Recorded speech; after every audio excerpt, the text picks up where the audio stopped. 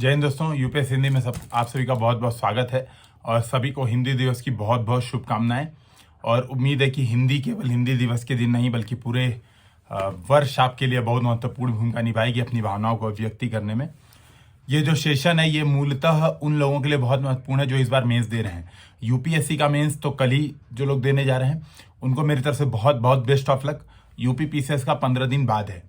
जो लोग यूपीएससी भी देने जा रहे हैं, एक दो छोटी छोटी बातें जो बस ध्यान दिलाने के लिए आपको मैं बता रहा हूँ। विद इन 5 मिनट 6 मिनट ये वीडियो समाप्त कर दूंगा ताकि आपका समय न बर्बाद हो और अपनी चीज़ों को पूरी तरह से फोकस होकर जो भी आपने डिसाइड किया वो कर पाए।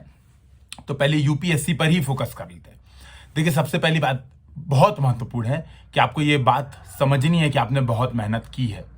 आपने पूरे वर्ष निरंतर प्रयास किया है, उसकी वजह से ही आपका प्रीलिम्स निकला है। प्रीलिम्स कोई धोखे से नहीं निकल जाता है, प्रीलिम्स बिना पढ़े नहीं निकल जाता है। प्रीलिम्स के लिए बहुत मेहनत करनी होती है, पूरा जीएस का सिलेबस करना पड़ता है और आपने वो कंप्लीट किया था। आप मेंस देने के वर्दी हैं तब आप मेंस दे रहे हैं, न कि कोई भी ऐरा गैरा इंसान आके मेंस दे रहा है।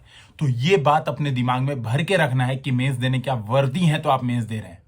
दूसरी बहुत महत्वपूर्ण बात, ध्यान रखिए, वो व्यक्ति या वो खिलाड़ी हमेशा नहीं जीतता है जिसने सबसे ज्यादा प्रैक्टिस की है। ध्यान में रखिएगा। जैसे कई लोग सोचेंगे कि सर ये क्या बोल रहे हो आप, ये बहुत ही सोच समझ के बोल रहा हूं, बहुत ही एनालिसिस के बाद बोल रहा हूं। हमेशा वो खिलाड़ी नहीं जीतता है जिसने सबसे ज्यादा प्रैक्टिस की है। जीतता वह है जो परफॉर्मेंस के दिन अपने नर्व्स पे कंट्रोल कर लेता है। कहोगे सर ये बात यहाँ क्यों बोल रहे हो? ये बात इसलिए बोल रहा हूं कि जो आने वाले 4-5 दिन हैं, 10 दिन हैं, 24 तारीख तक आपका मेंस चलेगा। इन दिनों में जो अपने नर्व्स कंट्रोल रखेगा, जो अपने दिमाग को स्थिर रखेगा, जो स्थिर प्रज्ञता दिखाएगा, वो कैसे दिखाएगा वो भी कुछ 2-4 मिनट में बातें डिस्कशन करूंगा। जो प्रज्ञता दिखाएगा वो विजयी होगा। जो 3 घंटे में टाइम मैनेजमेंट करेगा पूरी तरीके से, ना कि ऐसा नहीं करेगा कि पेपर मिलके पहले 10 मिनट पढ़ रहा है कि पेपर में क्या है, पहले डिसाइड कर रहा है कि क्या लिखूंगा। नहीं, पेपर मिलते ही लिखना स्टार्ट कर रहा है, हर क्वेश्चन पे अपने समय का ध्यान रख रहा है और अपने नर्व्स को कंट्रोल किया हुआ है। जो मिस्टर कूल, जो महेंद्र सिंह धोनी बनेगा वो जीतेगा, न कि जो दिन रात प्रैक्टिस कर रहा है, दिन रात लिख रहा है लेकिन फिर भी उसके मन में एग्जाम को लेकर डर है। तो ये बात बहुत जरूरी है, इस बात का ध्यान में रखिएगा। दूसरी बात है, एक दो चीजें जो छोटी सी है जो आप ध्यान में रखिएगा। हो सकता है कि एग्जाम में पेपर 1 लिखने के बाद आपके हाथ में दर्द हो, ठीक है, ये मतलब वेल एंड गुड चांस है। पेपर 2 लिख रहे हो तो हाथ में दर्द हो रहा है, उसके लिए कुछ डॉक्टर से प्रिस्क्रिप्शन ले लीजिए, मुंह लगा लीजिए हाथ में, ठीक है। तो कुछ जो भी जरूरी चीजें हैं वो अपने पास रख लीजिए, इस बात का ध्यान रखिएगा। अपना एडमिट कार्ड निकाल लीजिए उसको देख लीजिए, प्रॉपर सेंटर की लोकेशन देख लीजिए, ताकि इन कारणों से आपका नर्व्स कंट्रोल ऐसा ना हो कि एग्जाम देने जा रहा है एडमिट कार्ड ही नहीं है, तो ये आपको घबराहट ला देता है एग्जाम से पहले। इन छोटी बातों का ध्यान रखिए। एक चॉकलेट रखिए अपने पास, डेयरी मिल्क मोस्ट प्रेफरेबली, जो कि घुमाई जा सकती है, जो कि आपको शांत होने में मदद करेगा। जब आप एग्जाम देने जा रहे होगे आपको शांत होने में मदद करेगा। और लास्ट बात यह है कि डरना नहीं है पेपर को लेके, इस वजह से नहीं डरना है। डरने का ही कारण है कि मुझे चौथा प्रयास लग गया, 2 बार इंटरव्यू देने के बावजूद, तीसरी बार जब मैंने इंटरव्यू दिया, मतलब तीसरे इंटरव्यू मेरा सिलेक्शन हुआ, जब मैंने दिमाग से डर को निकाल के फेंका। नहीं तो मैं इतना डरता था ऑप्शनल के पेपर को लेके कि जो 5 दिनों का गैप होता था, 5 दिनों के गैप में मैं केवल रोता रहता था, केवल हालत मेरी खराब रहती थी। कोई भी मटेरियल पढ़ता था, नए मटेरियल खोजता था, नए टेस्ट सीरीज खोजता था, उन 5 दिनों में भी मैं ये काम करता रहता था। लेकिन जिस साल मैंने ये डर निकाल दिया, मैंने कहा ठीक है यार, मेरा तैयार है, 50 पेज के मेरे पास शॉर्ट नोट्स है, मैं वही पढ़ूंगा और मैं कुछ नहीं करूंगा, मैं नए कोई भी नोट्स नहीं देखूंगा।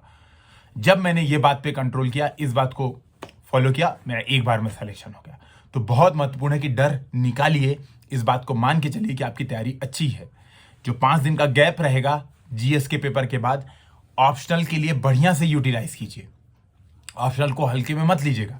5 दिन गैप में कोशिश कीजिए कि एक बार एटलीस्ट जो आपने शॉर्ट नोट्स बनाए हैं, कुछ नोट्स बनाए हैं, कुछ टेस्ट सीरीज के नोट्स बनाए होंगे, जो भी आपके पास उपलब्ध सामग्री है, जो पहले से पढ़ रहे हैं, नया कुछ नहीं, जो पहले से पढ़ रहे हैं उनको कैसे यूटिलाइज करेंगे, इस बात का प्रयास जरूर अगले 5 दिनों में, मतलब जब बीच का गैप होगा तो आपको करना है, बहुत जरूरी है करना है।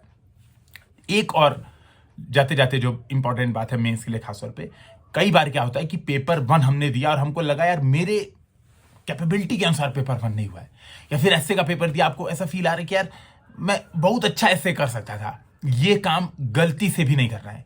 पेपर दे के आने के बाद वो पेपर एकदम रद्दी का पेपर समझ के उसको किनारे कर देना है। कोई दुर्भावनापूर्ण तरीके से नहीं लेगा, मैं जानबूझ के बोल रहा हूं। उसके बारे में अगर आप सोचेंगे तो आप अगला पेपर खराब करेंगे। यूपीएससी में ये ट्रेंड देखा गया है। कई बार क्या होता है, दो ही पेपर, एक ही पेपर में पता चला आपने 150 ही स्कोर कर दिया। भाई ये भी संभव है, एक ही दो पेपर मिला के आपकी रैंक बना देते हैं बहुत अच्छा। तो एक पेपर आपको फीलिंग आ सकती है, हो सकता है कि आपको लग रहा हो खराब है। जैसे इस बार मैं बता रहा हूं आपको, इधर मुझे लगा कि GS1 मेरा खराब हो गया, GS पेपर 1 मुझे ऐसा लगा कि मेरा खराब हो गया यूपीएससी में। उसमें नंबर मिले मुझे 105, ठीक है। GS पेपर 3 बहुत जबरदस्त करके आया, मुझे ऐसा लगा कि मैंने एकदम फोड़ दिया, उसमें नंबर मिले 90। तो पेपर आपको कैसा लग रहा है उस पर मैटर नहीं करता है, एग्जामिनर को कैसा लग रहा है उस पर बहुत ज्यादा मैटर करता है। तो इस बात पर नहीं जोर मारना है कि यार मैं ये लिख देता, यार मुझे ये वाली कविता लिख देनी चाहिए थी, यार मुझे ये वाला कोटेशन लिख देना चाहिए था, मेरा कैसे छूट गया ये कोटेशन तो सबसे महत्वपूर्ण था। अरे कुछ नहीं, 3 घंटे में जो आपने लिखा है वो सबसे ज्यादा महत्वपूर्ण था और वो आपने लिखा है। और मैंने क्या बताया, जो 3 घंटे में अपना नर्व्स कंट्रोल करेगा, जो अपने दिमाग को स्थिर बनाए रखेगा, वो विजेता होगा। पढ़ाई नहीं, अब बात है मैनेजमेंट का गेम है। मैनेजमेंट के गेम सबको आता है, डरिए मत, अपना 100% दीजिए। सभी को बहुत बहुत best of luck. UP PCS वालों के लिए मैं फिर से लाइव आने की कोशिश करूंगा। जय हिंद, जय भारत।